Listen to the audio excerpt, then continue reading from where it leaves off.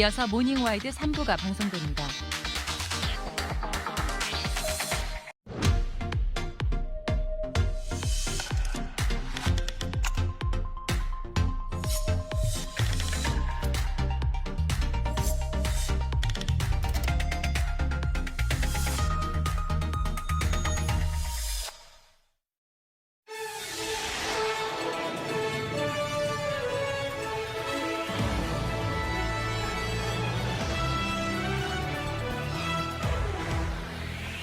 전국 곳곳에서 동시다발적으로 대형 산불이 발생했습니다.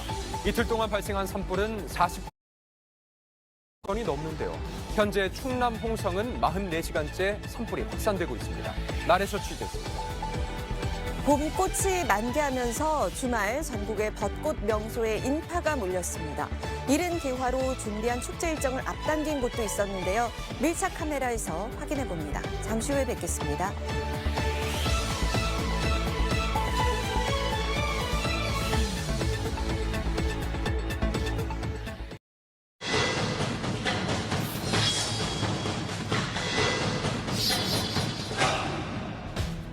전국에서 동시다발적으로 대형 산불이 발생했습니다. 지난 이틀 사이 발생한 산불이 총 44건에 이르는데 지금 이 시간까지도 충남 홍성의 산불 진화는 44시간 넘게 이어지고 있습니다. 건조한 날씨 속 대형 산불 현장을 날에서 취재했습니다. 지난 일요일 오전 11시 충남 홍성군의 한 야산에서 발생한 산불이 44시간 넘게 꺼지지 않고 있습니다. 산불이 발생한 지 2시간 20분 만에 산불 대응 3단계가 발령됐는데요. 현재까지 피해는 축구장 약 1,500개, 1,103헥타르를 넘어서는 규모입니다. 저 지금 산등성이 보이시죠? 저쪽에 계속 연기가 타오르고 있습니다. 마을 입구부터 타는 냄새와 연기로 가득 차 있었는데요. 어제 오전 8시 기준 진화율 69%로 불길이 잡혀가는 듯 보였지만 오후 1시경 반경 최대 초속 12m의 강한 바람이 불면서 불길은 다시 커지고 말았습니다. 서부초등학교 대피소 200m 부근까지 산불이 확산되는 긴급한 상황이 이어졌는데요. 대피소에 있던 주민 22명은 불길을 피해 다른 곳으로 이동을 해야 했습니다. 지금 위험해서 지금 빨리 안전한 곳으로 대피시키려고 하거든요. 발산 중학교. 자, 진화율이 66%로 다시 떨어지면서 산불이 확산되자 주민들은 불안할 수밖에 없었는데요. 일 갔다 오다 가지고 막 난리 나가지고 집 불났다 해가지고 전화 받고 그래갖고 거기서 쓰러져 버렸어요. 자, 24시간을 넘긴 산불은 보물 제399호로 지정된 홍성의 고산사까지 인접했습니다. 자, 인근 사찰로 스님들이 대피를 하는 모습인데요. 저쪽에서 불이 넘어와서 이쪽으로 물을 많이 쏟아낸다고 해요. 그래갖고 지금 소방서 당국이 다 철수를 하라고. 보시는 것처럼 사찰 뒤편으로도 연기가 자욱하게 보이는데요. 혹시나 모를 만약의 사태를 대비해서 현재 소방차가 사찰 근처에서 대기를 하고 있습니다. 70%까지 진화가 되던 산불이 다시 재확산하면서 사찰까지 위협을 하고 있는 상황. 소방대원들은 이 산불 확산을 막기 위해 예비 분사를 하며 방어선을 구축하고 임시 방편으로 문화재인 대웅전의 불상에 방수포를 씌웁니다. 소방당국은 어제 헬기 18대와 인력 3천여 명을 동원했는데요. 지금 물었거든. 저기 번지는데 어디야? 상고로 번지는 데 있어? 옷을 챙겨 땡겨놔. 굿. 물 찾았다, 물 찾. 그럴 거 아니에요. 이거 여기다 거두면 안 되나? 이거 여기다 거두면 안 되나? 자, 이렇게 인력이 부족해 주민들도 손을 걷고 진화에 나섰습니다. 한편 주불 진화와 함께 재발화를 막기 위한 잔불 진화 작업도 동시에 이루어졌습니다. 자, 어제 총 6개의 대피소로 모두 224명의 주민들이 대피를 했는데요. 아슬아슬하게 데리러 와서 살았지.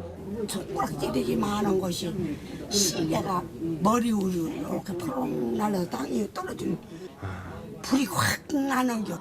이게 바람이 부는 대로 놀러 가서 불씨가 그 구름 위로 빨갛게 구름 위로 올라가 불이. 그러고 사람이 적은 노로 이제 구름이 가잖아요. 거기서 또 댕기고 굉장히 그러더라고요. 위협적이죠.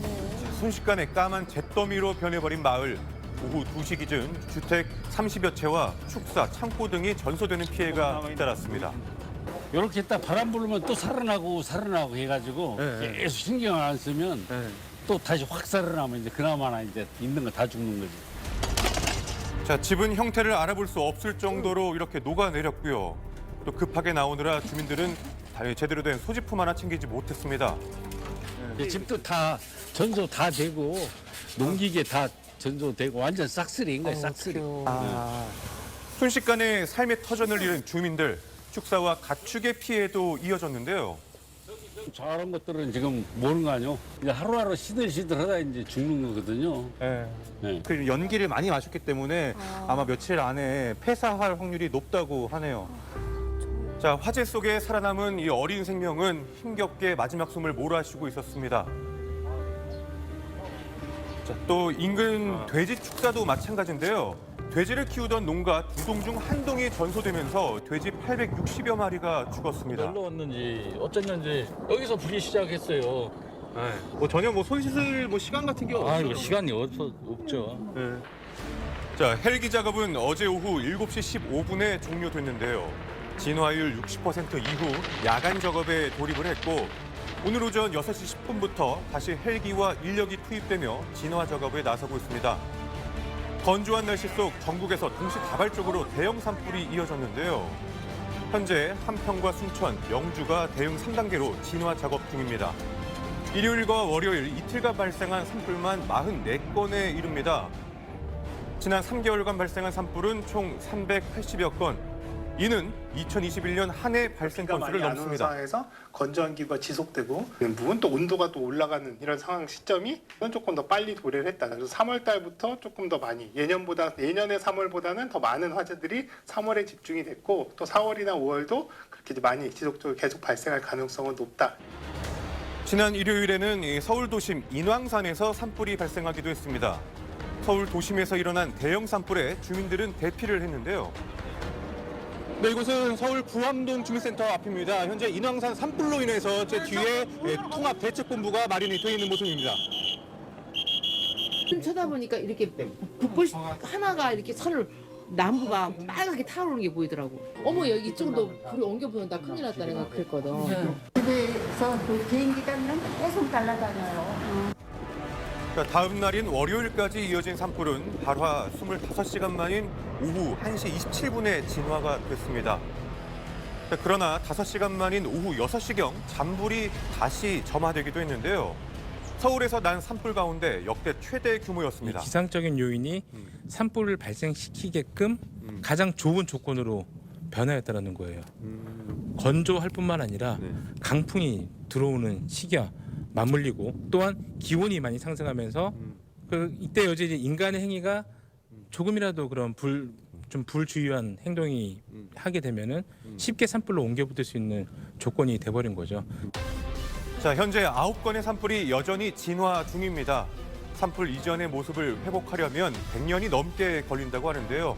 우리 모두의 각별한 주의가 필요해 보입니다.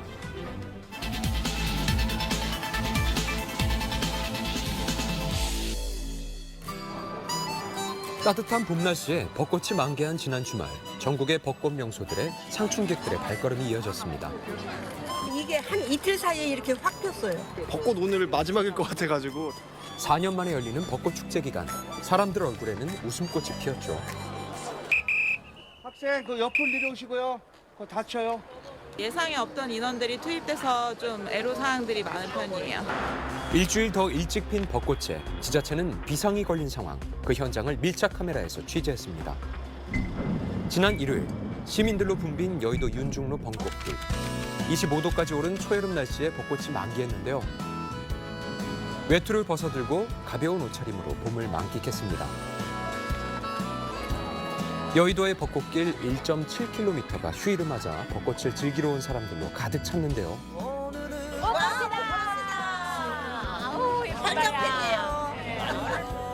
지난달 30일에 만개한 벚꽃, 예상 개화일보다 일주일 정도 빨랐죠. 그윽한 한기 너무나 멋있어요. 아로마 같은 그런 향기인데 굉장히 그냥 극하네요. 만개한 벚꽃의 꽃잎이 바람에 흩날리면서 그야말로 절경이었는데요. 사람들은 걸음을 멈추고 사진까지 찍으면서 추억을 남깁니다.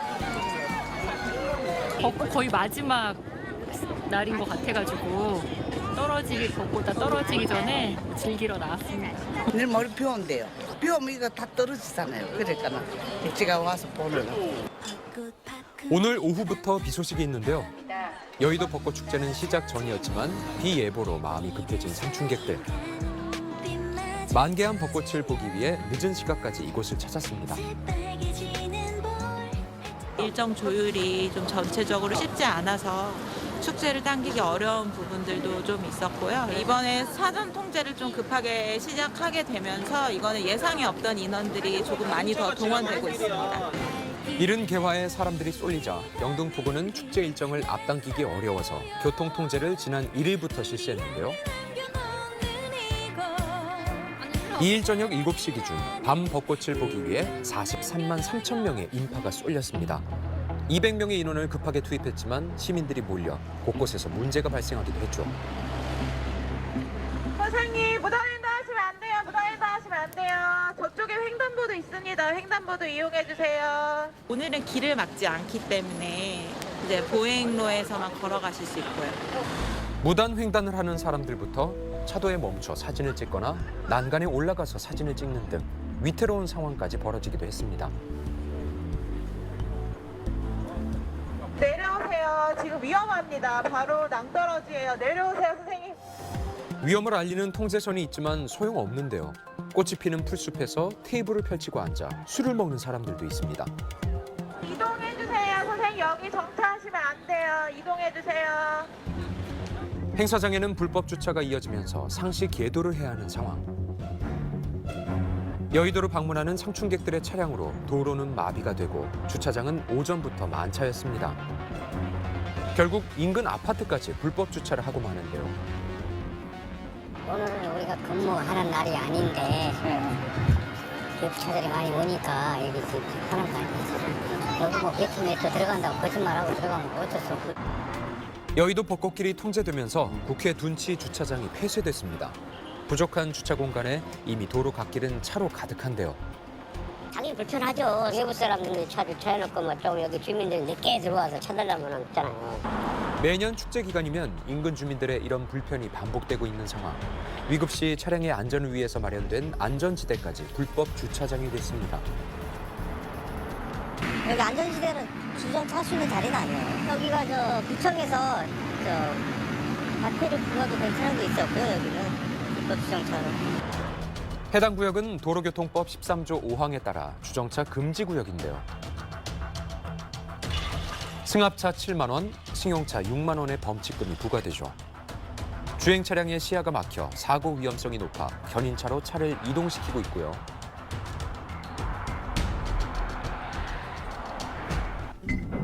예상보다 일찍 개화한 벚꽃에 축제를 앞당긴 곳도 있습니다. 의정부시 호원동. 중랑천을 따라 벚꽃이 만개해 벚꽃 터널이 만들어졌습니다. 주민센터에서 주관하는 벚꽃 축제 첫날인 지난 1일. 오전 시간에도 활짝 핀 벚꽃을 구경하러 온 시민들의 발길이 이어졌는데요. 벚꽃 오늘 마지막일 것 같아가지고 그래서 나왔어요. 벚꽃이 비가 안 와서 그런지 몰라도 빨리 폈어요. 예쁘긴 하지만 조금 빨리 질 것 같아요. 올 3월의 평균 기온이 평년보다 4도 가까이 높았고 일조 시간도 20시간 넘게 길어서 꽃이 빨리 핀 거죠. 의정부는 당초 8, 9일에 예정돼 있던 축제 행사 일부를 급하게 앞당겼습니다. 의정부는 서울 같은 데 비해서 벚꽃 그런 것들이 좀 늦게 피는 편이었어가지고 좀 4월 8, 9일 정도를 생각하고 있었는데 급하게 4월 1일로 좀 땡겨가지고 간단하게 벚꽃 이런 것들 좀 준비하고 있고요. 공연 등 당길 수가 없는 행사를 제외하고 주말로 일정을 당겨서 축제 기간이 하루 더 늘어나게 된 겁니다. 의정부뿐만 아니라 전국 곳곳에서 축제를 앞당긴 지자체들이 속출했는데요. 지고 나서 행사를 벚꽃축제라고 할 수는 없으니까 벚꽃이 제일 예쁠 때 저희가 행사를 하는 게 맞으니 그 시기에 맞춰서 네, 조정을 한 거죠. 경포 벚꽃축제는 축제 일정이 오늘부터였지만 일주일 앞당겨서 지난 31일 개최했습니다. 또 서울 은평구는 벚꽃의 개화를 늦추기 위해 벚꽃에 비추는 조명을 일제 소등했죠. 3월 온도로서 100년 만에 이거 25도를 넘어가는 사례 같은 경우가 발생되면 여러 가지 방안을 쓴다 할지라도 마치기가 참 쉽지 않다라고 판단이 됩니다. 전문가는 봄꽃 개화가 앞당겨지는 이런 상황이 위험하다고 지적하는데 얘네가 빨리 출현하게 되면 이 토양에 있는 물을 많이 쓰게 돼요. 물이 부족해지면 얘네는 기능이 또 떨어져요. 그 기후변화를 유발하는 온실가스를 흡수해주고 있는데 그 흡수 능력이 떨어지게 되면 기후변화가 더 악화되는 거죠. 기상청은 이런 기온이 계속되면 앞으로 개나리나 진달래가 2월에 개화할 수도 있다고 경고했습니다.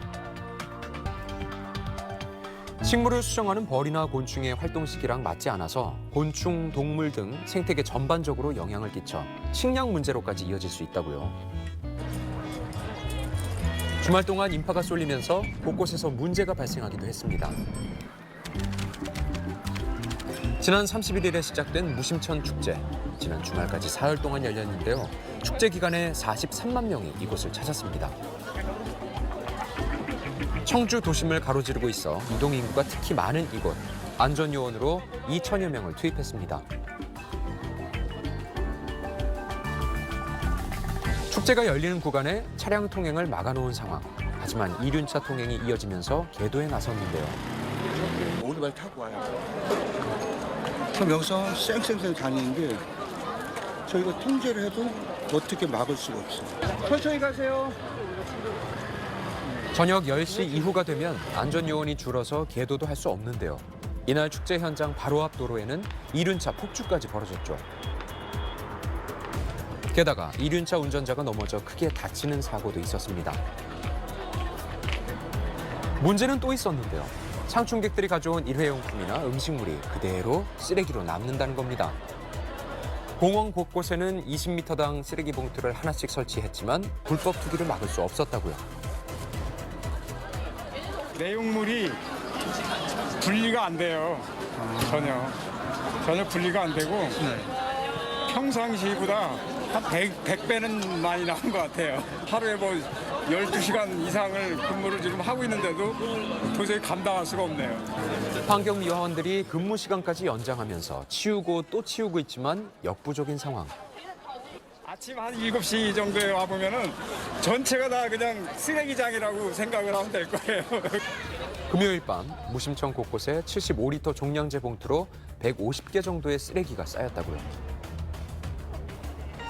이른 개화에 빠르게 찾아온 축제. 하지만 만바람 벚꽃과는 다르게 시민의식은 아직 피지 못해서 아쉬움이 남은 현장이었습니다.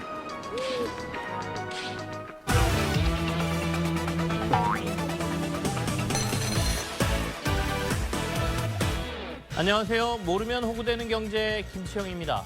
따뜻한 봄 날씨에 여행 계획하시는 분들 많으시죠? 해외여행 수요가 살아나면서 영원 항공권도 등장했습니다. 지금이 기회, 저렴하게 여행 떠나는 방법 뭘까요? 최근 한 베트남 항공사에서는 항공권을 최저 영원에 구매할 수 있는 프로모션을 진행한다고 밝혔는데요. 홍콩 역시 관광객 유치를 위해 항공권을 무료로 배포한다고 밝혔습니다. 지난달 1일 홍콩 무료 항공권 1차 배포 행사를 진행했는데요. 해당 항공 홈페이지 접속에만 2시간 이상 걸릴 정도로 신청자들이 몰려들었습니다. 한국인 여행객을 대상으로 한 무료 항공권 배포는 오는 5월 진행될 예정입니다. 최근 이처럼 영원 마케팅도 다양해지고 있습니다. 소비가 상당히 위축되어 있는 그런 상황인데, 그럼 이제 이 경우에 이미 어떤 그 생산된 재고가 많다든지 아니면 이렇게 부진한 어떤 매출을 좀 더 증진시켜야 되겠다면 일단은 소비자들을 이 제품의 소비층으로 들어오게 하고 꾸준히 이제 그 소비자들의 어떤 매출을 이어가려는 그런 전략인 거죠. 이커머스의 저가 경쟁이 치열해지면서 100원 딜도 성행하고 있습니다. 홈페이지에 가입하면 고기, 과일, 간식 등을 100원에 살 수 있는 것인데요. 여러 제품을 사용해 볼 수 있는 2, 3만 원 상당의 화장품 체험용 키트를 영원에 제공하기도 하는데요. 영화관의 팝콘 이벤트도 화제였죠. 가져오는 용기에 마음껏 팝콘을 담을 수 있는 이벤트. 김치통부터 냄비, 양동이까지 팝콘을 최대한 많이 받기 위한 다양한 용기 인증샷이 쏟아졌습니다. 그런데 이렇게 항공권 할인 등 공짜 상품을 구매할 때는 주의가 필요합니다. 한 항공사에서는 9,900원에 일본행 편도 항공권을 판매한다고 홍보했는데요. 하지만 실제 결제액은 4만 원으로 논란이 되기도 했습니다. 유류 할증료와 세금 등은 별도로 지불해야 했던 건데요. 또 소비자들이 충분히 어떤 부대 비용이라든지 추가적인 어떤 비용이나 다른 어떤 그 제한이 있다라는 것들을 분명히 소비자들한테 고지를 해줘야 되는 것이죠. 만약에 그런 충분한 고지를 해주지 않고 했다면 판매자에게 책임을 물어야 될 부분이라고 생각합니다. 정부에서는 국내 여행을 위한 600억 원가량의 휴가비를 지원한다고 밝혔습니다. 우선 총 100만 명에게 1인당 숙박비 3만 원씩을 지원한다고 하는데요. 테마파크 등의 유원시설 입장료 만원 할인, 지역관광 결합형 KTX 운임은 최대 50% 할인하는 등의 내용이 포함되어 있습니다. 중소, 중견기업 근로자 등 19만 명에게는 10만 원의 국내 여행비를 줍니다. 휴가 지원 사업을 통해 근로자가 20만 원을 적립하면 기업과 정부가 각각 10만 원을 추가 적립해 총 40만 원을 국내 여행 경비로 사용할 수 있습니다. 월급의 42%를 국민연금으로 내야 할 수도 있다고요? 국민연금이 최근 우려가 커지고 있는 도이치뱅크에 2천억 원이 넘는 투자를 한 것으로 나타났습니다. 이미 파산하거나 타 은행에 인수된 실리콘밸리 은행, 크레디트 스위스 등과 합치면 투자액은 5천억 원을 넘습니다. 공단 측은 국민연금이 보유한 CS 채권은 대부분 선순위이기 때문에 문제가 없다고 설명했는데요. 특히 지난 6년간 민간 자산운용사에 맡겨 얻은 수익률이 직접 투자해서 거둔 성적보다 훨씬 저조하다는 사실도 드러났습니다. 6년간 누적 수익률은 직접 운용은 90.45%에 달했지만 위탁 운용은 64.09%에 불과했습니다. 위탁 운용 수익률이 직접 운용보다 한참 못 미치는데도 국민연금은 이들 운용사에 최근 6년간 1조 7,592억 원에 달하는 막대한 수수료를 지불한 겁니다. 국민연금의 지난해 기금 수익률은 역대 최저를 기록했습니다. 연간 손실액만 80조 원에 달했는데요. 지금 기금운용의 운용 구조에 문제가 있다는 걸 드러낸 거죠. 문제는 이제 다른 외국의 연기금에 비해서 손실이 많이 나고 있는 부분이 이제 문제거든요. 굉장히 고위험 투자를 하는 거예요. 기금 투자 수익률은 1%포인트 오르면 기금 소진 시점이 5년 늦춰지며 이는 보험료율을 2%포인트 인상한 효과와 같습니다. 국민연금의 재정 수지는 2041년에 적자로 돌아서고 2055년이면 고갈이 예상되는데요. 이대로 기금이 완전히 고갈된 후 보험료만으로 연금을 지급하기 위해선 소득의 최대 42%를 보험료로 내야 한다는 전망도 나왔습니다. 신뢰가 정부에 대해서 조금 떨어지지 않나, 계속 올리기만 하면은. 냈는데 못 받으면 안 되죠. 지난달 6일 정부도 국민연금의 수익률을 높일 수 있는 특단의 대책을 마련하라고 지시했습니다. 국민연금 미래 재정이 무척 불안한 상태에서 적절한 조치를 지금까지 취하지 않다 보니까 특히 젊은 세대 분들이 미래 지급 가능성, 수급 가능성에 대한 불안을 갖고 있는 거예요. 명확한 비전 수립과 객관적 실태 진단을 기초로 한 이런 작업이 이루어져야 보험료 인상에 대한 여러 부담들을 해소할 수 있을 것 같아요. 동네 골목 곳곳까지 파고들었습니다. 이것 전성시대라고요? 무인 점포 어디까지 이용해 보셨나요? 정육점, 카페, 운세방까지 가게에 종업원이 없는 무인 점포가 빠르게 늘고 있습니다. 여러 벌에 혼자 할 수 있는 무인 옷가게. 24시간 언제든 혼자서 스마트폰을 구매, 개통할 수 있는 이동통신사 무인 대리점도 있습니다. 학용품과 장난감은 무인 문구점에서, 복사와 인쇄가 필요해도 주인이 없는 매장에서 혼자 할 수 있습니다. 이런 무인화 흐름은 대학가에도 파고들고 있는데요.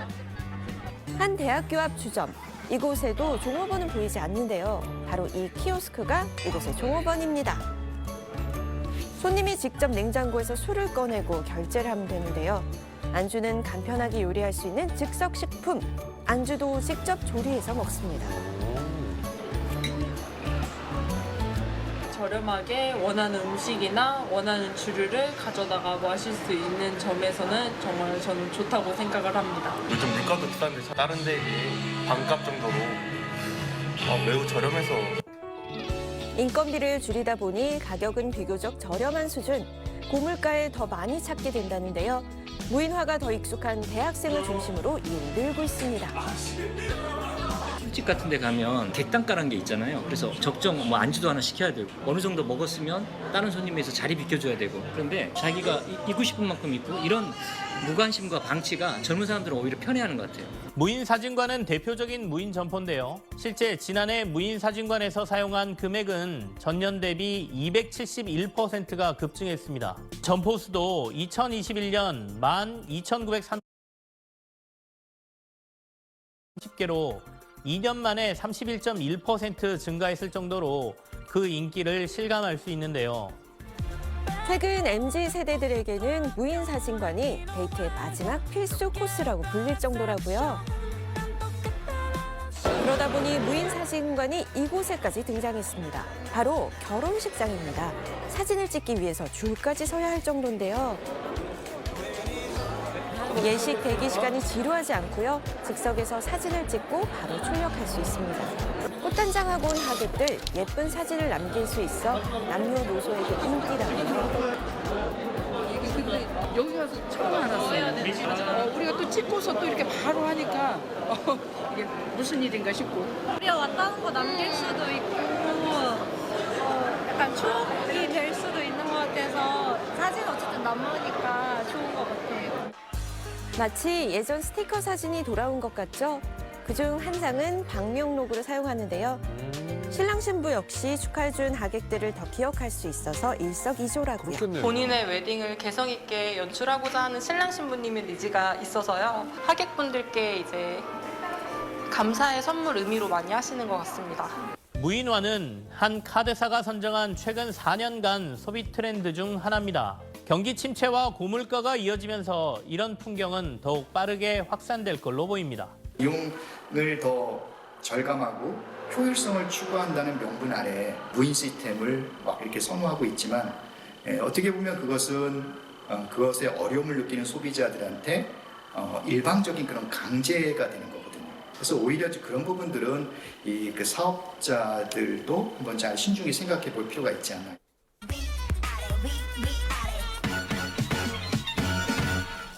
이번 주 업은 다시 늘어나는 카드 사용액입니다.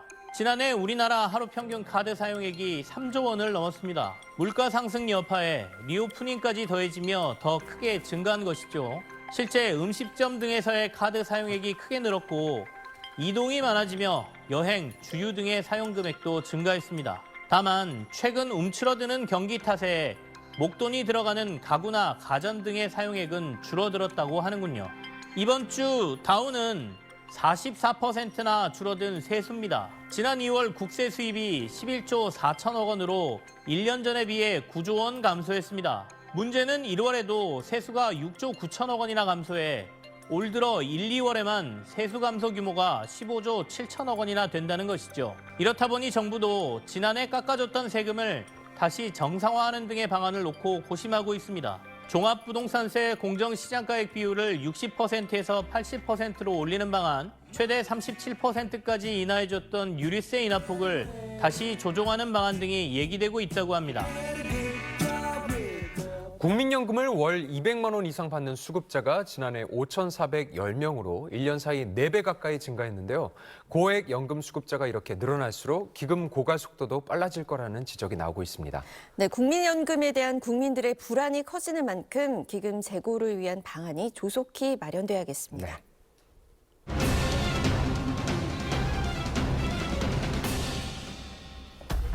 고속도로를 달리던 승용차. 갑자기 무언가 날아 유리창에 부딪힙니다. 저게 뭔가요? 어머. 가드레일을 부딪힌 후에야 멈춰선 차량. 어떻게 된 일일까요? 빅데이터로 이것을 검색하자 지난 5년간 199건의 사고가 발생했으며 42만 건이 단속되었는데요. 도로교통법 39조로 이를 위반 시 5만 원의 벌금 형인 낙하물 사고입니다.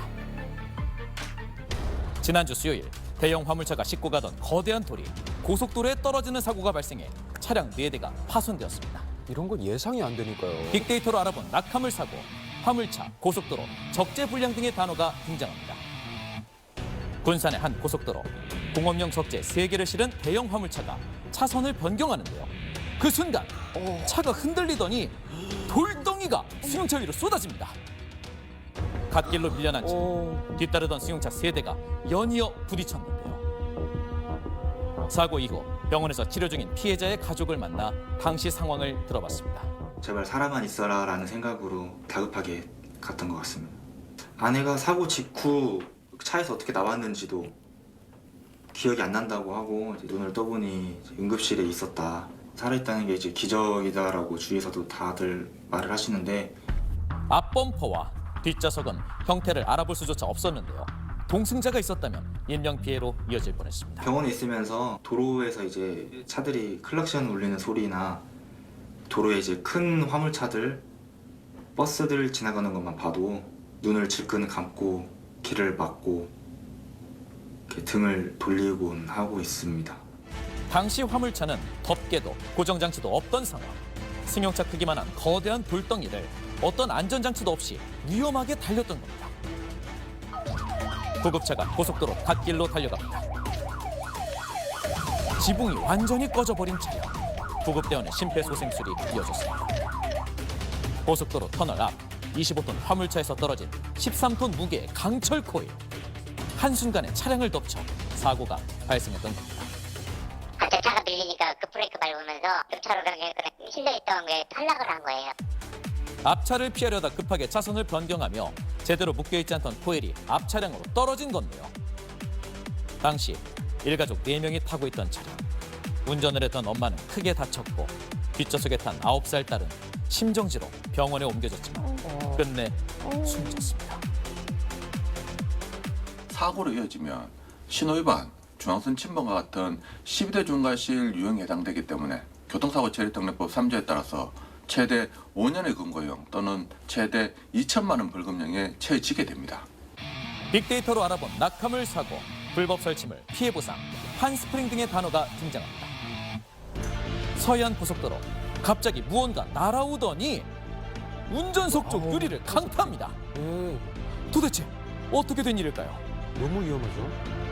갑자기 날아온 물체로 인해 차는 가드레일을 들이받고 흐리차선에서 구매랑 같이 이렇게 뭐가 날라오는 게 보여갖고 맞고 기절하고 가슴에 쇠가 이렇게 박혀 있었어요. 40대 운전자는 갈비뼈가 부러지고 왼손을 크게 다쳤다고 합니다. 손톱 같으면 이렇게 바람 불면 이렇게 실이다 그러죠. 칼날같이 이렇게 칼로 이렇게 탁탁 긁는 느낌. 보통들은 잠 못 자고 생활을 못 하지. 앞서가던 트레일러가 도로에 떨어져 있던 길이 70cm가 넘는 판스프링을 밟아 피해 차량으로 날아온 것인데요. 하지만 트레일러 운전자는 경찰에 판스프링을 밟았다는 걸 인지 못했다고 진술했습니다. 판스프링을 떨어뜨린 차량도 찾지 못한 상황. 결국 폐차 비용과 치료비 등을 피해자 스스로 부담해야 했습니다. 통상 떨어뜨린 차량이 낙하물 사고에 대한 주된 책임이 있고 피해 차량은 그 떨어뜨린 차량과의 안전거리 미확보, 전방 주시 태만의 과실이 있다면 일부 과실이 잡힙니다. 자신이 떨어뜨린지조차도 모르고 그냥 가버리고 밟은 차량 같은 경우에도 식별할 수 없었고 불가항적이기 때문에 책임을 안 지고 피해자만, 억울한 피해자만 남는 것이 이 낙하물 사고의 가장 큰 문제점입니다. 지난해 7월 영동고속도로 큰 파열음과 함께 조수석 쪽 유리창이 와장창 깨집니다. 얼마나 놀랐을까요? 앞서가던 화물차 쪽에서 판스프링이 날아오더니 차량의 앞유리를 깨고 들어와 뒷유리까지 깨진 건데요. 당시 차 안에는 어린 딸과 아내 등 가족 4명으로 빠르게 달리는 고속도로.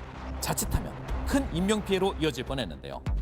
기적적으로 판스프링이 비껴간 덕분에 가족들은 유리 파편으로 인한 상처만 생겼습니다. 가족의 생명을 위협했던 낙하물. 가해자를 찾을 수 없기에 피해 보상조차 받을 수 없었습니다. 빅데이터로 알아본 낙하물 사고, 단속 5만 원, 화물 적재 기준 등의 단어가 등장합니다. 적재 불량 단속 건수는 매년 증가하고 있는데요. 최근 고속도로 이동량이 많아지며 낙하물 사고 또한 늘었습니다. 계속되는 단속에도 사고는 줄어들지 않는 상황. 괜찮을 거란 아니란 생각에 사고는 끊이질 않습니다. 범칙금은 5만 원이고요. 벌점은 15점. 도로교통법상 적정 트래픽 위반 하시는 건데. 지금 다른 차들도 더 심한 차들도 계속 단속이 되고 있는데 저만 갖고 이게 재수가 말 그대로 재수가 없는 거 아니에요, 이거 완전. 적재불량 차량을 단속한다고 해도 범칙금 5만 원으로 실효성이 없다는 지적이 나오고 있는 상황인데요. 그러니까 적당히 고박을 안 하더라도 또 단거리 이동하는데 굳이 뭐 할 필요 있나? 사고 발생할 가능성이 없지라고 안이하게 생각하는 경우가 많다는 겁니다. 이런 부분들은 정부나 지자체가 어떤 매뉴얼이 제대로 돼 있어서 매뉴얼대로 교육을 시켜야 되고요. 우리나라와 달리 일본에서는 명확한 기준으로 철저한 단속이 이루어지고 있다고 합니다.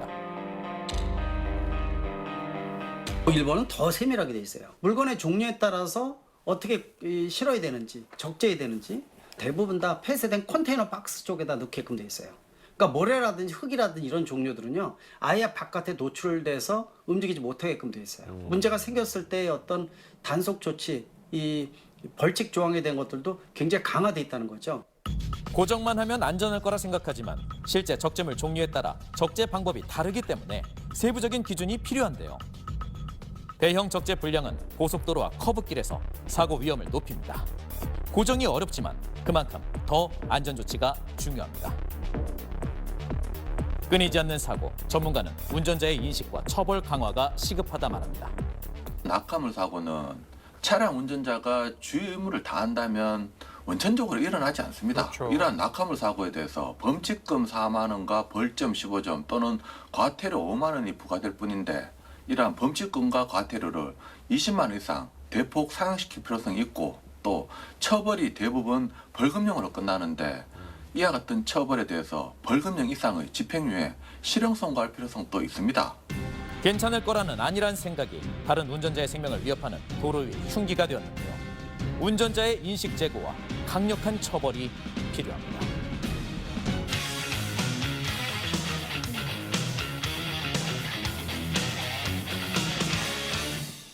연예뉴스 강경윤 기자와 함께합니다. 영화 음악의 거장인 사카모토 류이치의 별세 소식이 들려왔죠.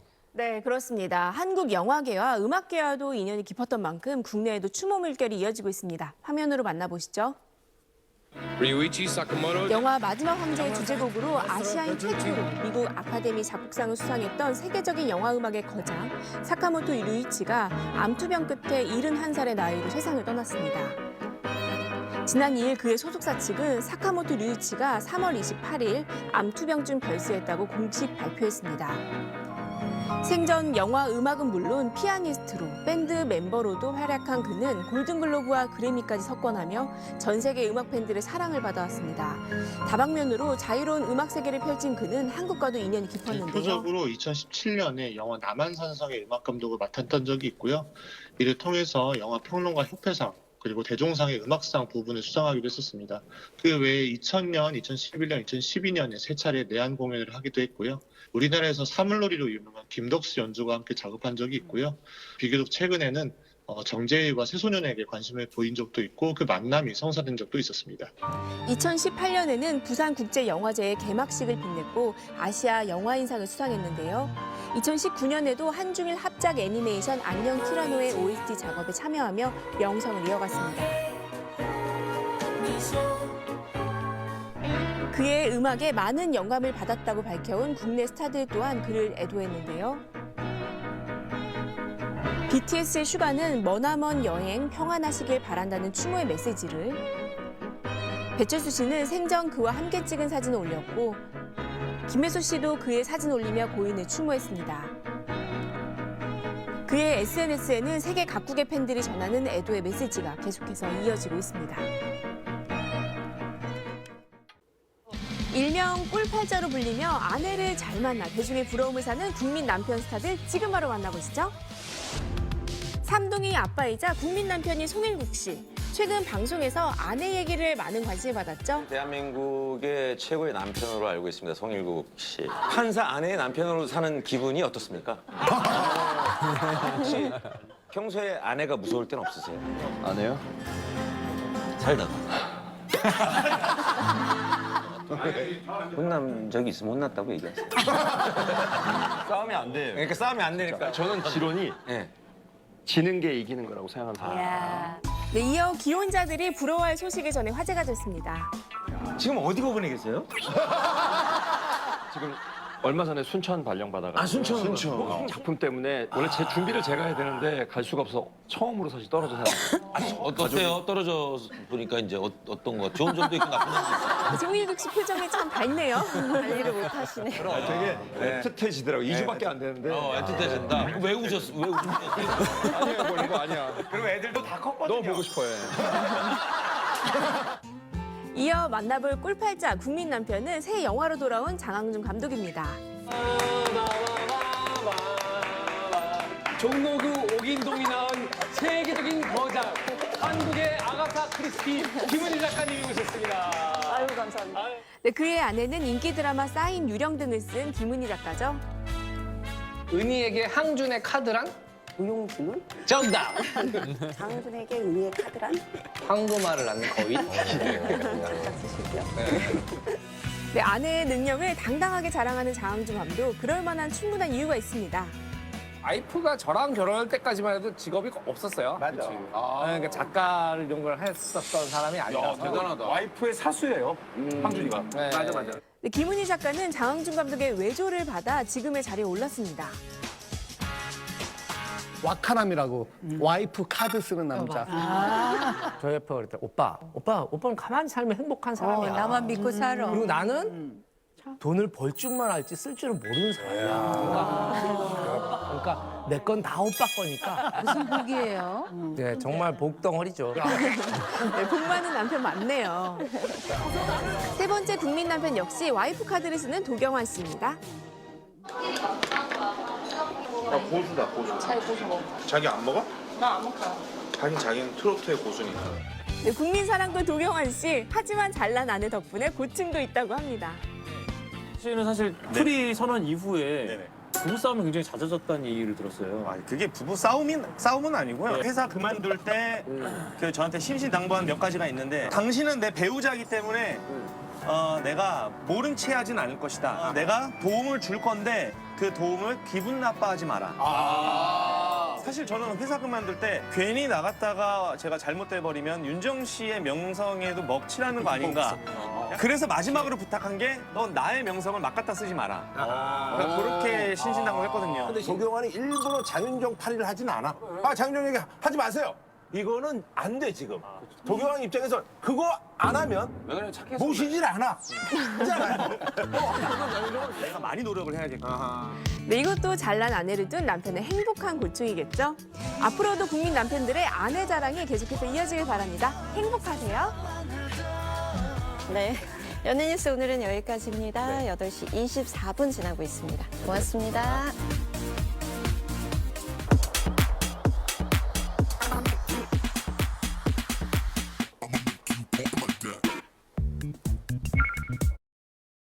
만든 짬뽕과 아이들도 좋아하는 토마토 오븐구이, 거기에 고소한 된장찌개까지. 이 요리들의 재료인 이것이 지금 논란이 되고 있습니다. 지난주 이것이 전량 회수되는 사태까지 벌어졌는데요. 믿었던 식재료의 배신에 충격에 빠진 소비자들. 이것을 찾아가 봅니다. 마포의 한 전통시장.